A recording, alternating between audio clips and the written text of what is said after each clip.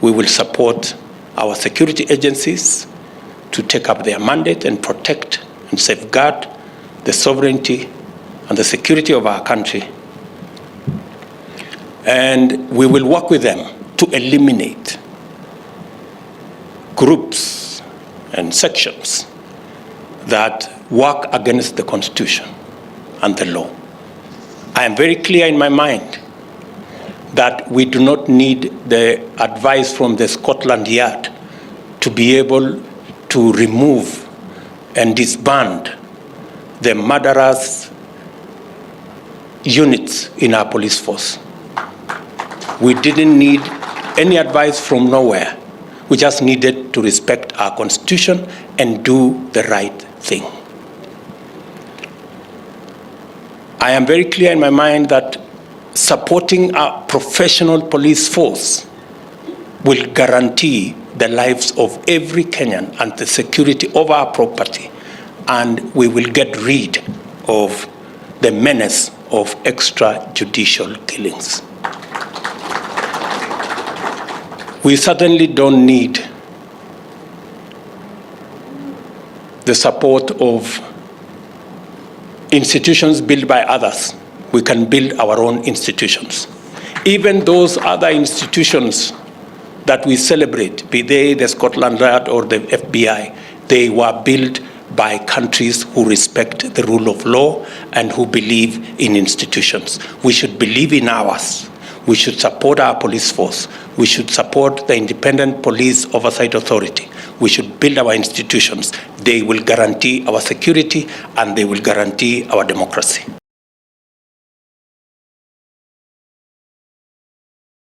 Ms.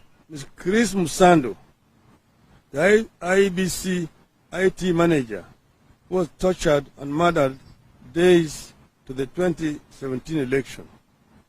I cannot finish without mentioning my late friend, Jacob Juma, who was found shot dead in Ngong Highway, and whose to date his death has not been properly concluded. Jacob Juma, before he was killed, had stated those who wanted him dead. 11.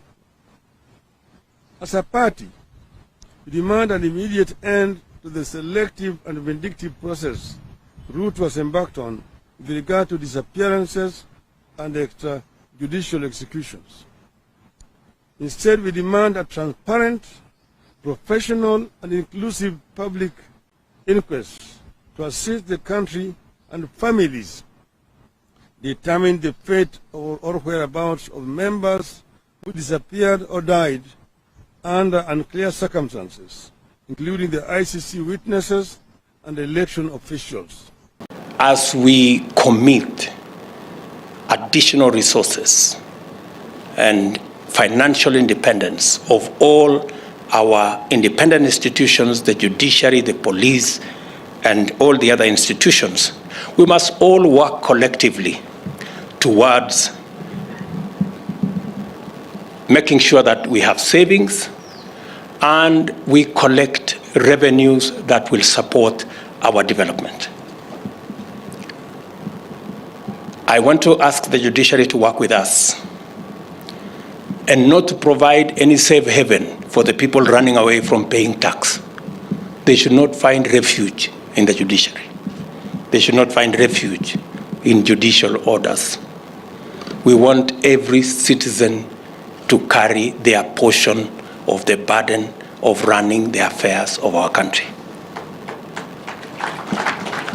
That is the request I am making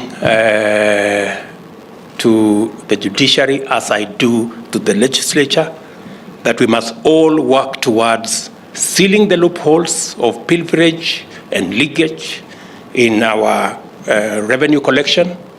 I think it is important for us to note that as a percentage of GDP, we are collecting 14% of our GDP. Our neighbors are collecting 25% of our GDP. So we are lagging behind. And that is why we have shortage of resources to run our development program.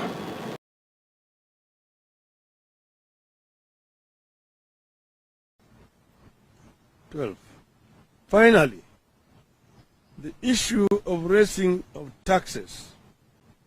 Despite the campaigns, both Azimio and Kenya Kwanza made promises to Kenyans. During the campaigns, both Azimio and Kenya Kwanza made promises to Kenyans. On our part, we made it clear that we would realize the promises we made without increasing tax burden on Kenyans. It remains our position that Kenyans cannot afford and should not be asked to pay extra taxes for the older regime to realize the outlandish and unrealistic promises it is pursuing. We wish to remind the older regime that we have been here before. When NAC took over power in 2003, the economy was worse off than what Uda has inherited from Jubilee. But we were able to put the country back on track, including free primary education, without raising taxes. The grand